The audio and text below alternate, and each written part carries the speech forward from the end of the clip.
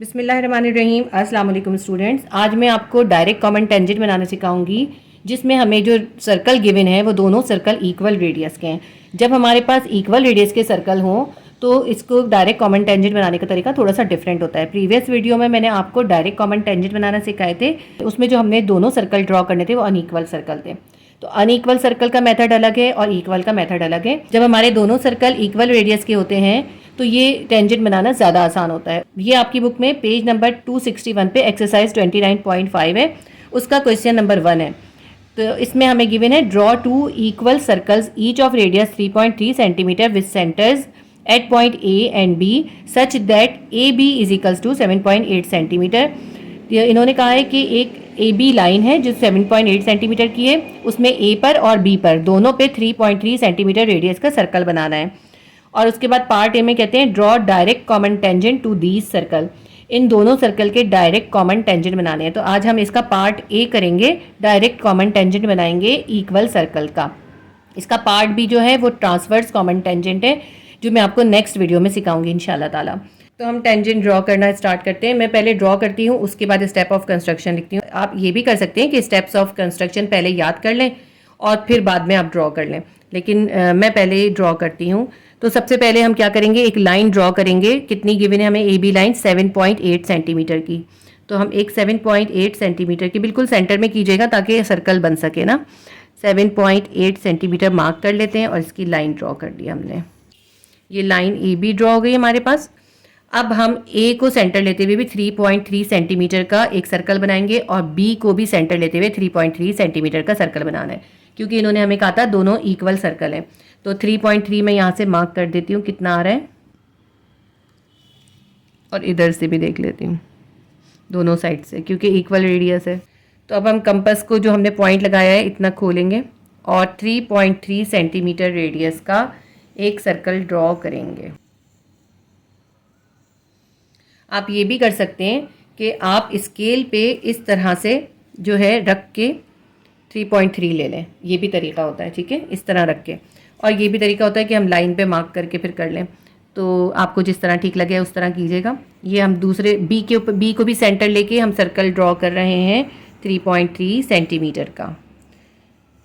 ये हमारे दोनों सर्कल बन गए। अब हम इस ए बी के ऊपर एक परपेंडिकुलर सी डी ड्रॉ करेंगे ए को सेंटर लेते हुए। तो उसके लिए हम क्या करेंगे कि हम किसी भी रेडियस की ए को सेंटर लेते हुए एक आर्क लगाएंगे, ठीक है, इस तरह करके एक आर्क लगा देंगे। ये हमने आर्क लगा दी। इस आर्क ने ए बी लाइन को जिस जगह पे कट किया है उसको हमने पॉइंट लिया और हमने एक और आर्क लगा दिए। अब इस आर्क ने जिस पॉइंट पे कट किया है उसी को सेंटर लेते हुए हमने एक और आर्क लगा दी, ठीक है, ये दो आर्क आ गई। अब इन दोनों आर्क्स को सेंटर लेते हुए इसी सेम रेडियस से हम दो आर्क्स और लगाएंगे। एक आर्क लगा ली, अब इसको सेंटर लेते हुए हम एक और आर्क लगाएंगे। ये दोनों आर्क जिस पॉइंट पे कट हो रही हैं उस पॉइंट को हम इस ए से ज्वाइन कर देंगे, तो हमारा परपेंडिकुलर ड्रॉ हो जाएगा, ठीक है।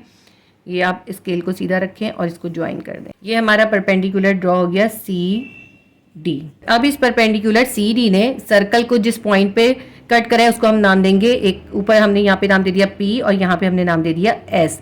ये जो मैं नाम दे रही हूँ ये आप अपनी मर्जी से चेंज कर सकते हैं, लेकिन जो आप नाम देंगे फिर उसी हिसाब से कंस्ट्रक्शन लिखिएगा, ठीक है।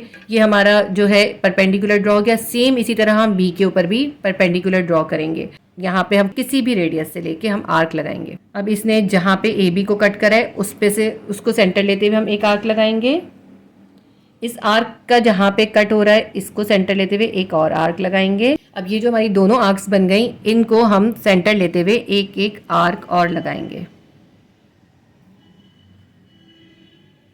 ये दोनों आर्क्स ने जिस पॉइंट पे एक दूसरे को कट करा है उसको हम पॉइंट को हम इस पॉइंट बी से मिला देंगे।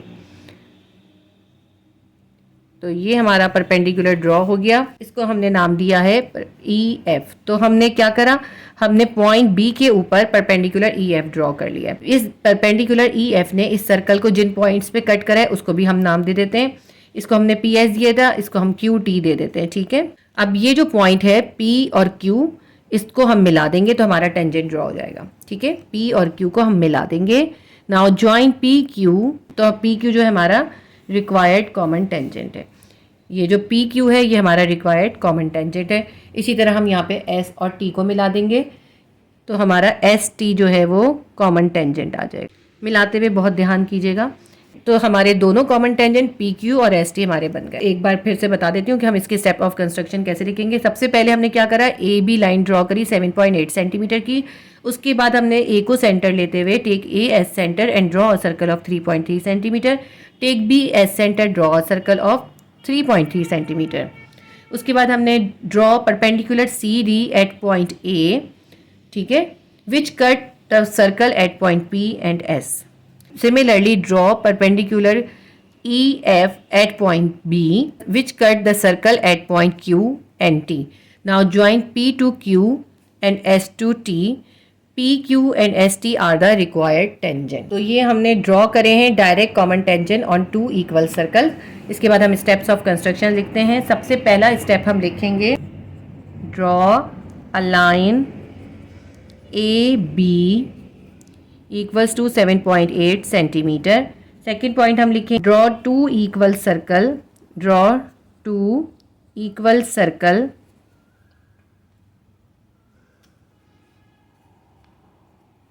Equals to 3.3 centimetre on A and B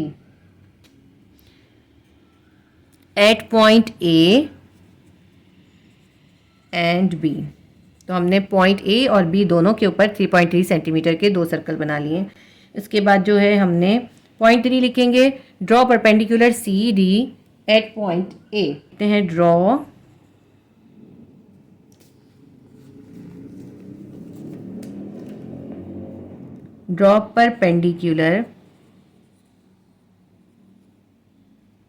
perpendicular C D on line A B. ये लाइन है, लाइन के ऊपर सिर्फ ये एक बार आता है और जब हमारी रे होती है तो रे के ऊपर जो है एरो आता है। सी डी जो है परपेंडिकुलर है on line A B at point A, यानी कि ए को सेंटर लेते हुए बनाया है ना। विच cut the circle at point P and S. P और एस पे कट कर रहा है। अब सेम यही चीज़ हम बी के लिए भी लिख लेंगे। फोर्थ पॉइंट में हम लिखेंगे, draw perpendicular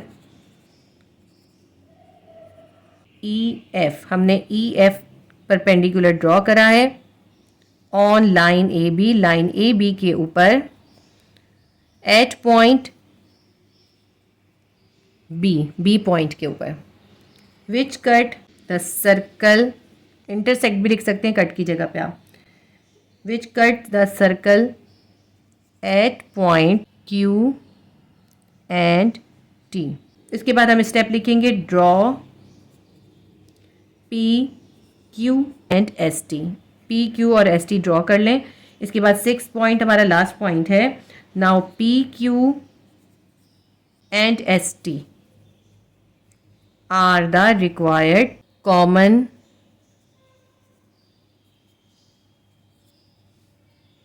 tangents of given equal circles। P Q और एस टी जो है वो हमारे रिक्वायर्ड कॉमन टेंजेंट्स हैं दोनों इक्वल सर्कल के। तो हमारा ये क्वेश्चन यहाँ पे कंप्लीट हो गया। ये याद रखिएगा कि जब टेंजेंट बनाने के लिए आए तो आप जो करें वही आपने स्टेप्स ऑफ कंस्ट्रक्शन में लिखना है और जो है जो पॉइंट्स को नाम दिए हैं वही पॉइंट्स इसमें लिखिएगा। मैंने इसमें जो यूज़ करें हैं पॉइंट्स के नाम, वो जो बुक में एग्जाम्पल थी उसी के करें। तो अगर आप चाहें तो इसको चेंज कर सकते हैं।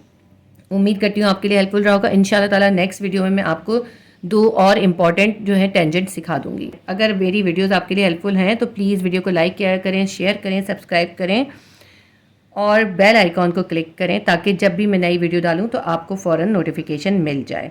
अल्लाह हाफिज़।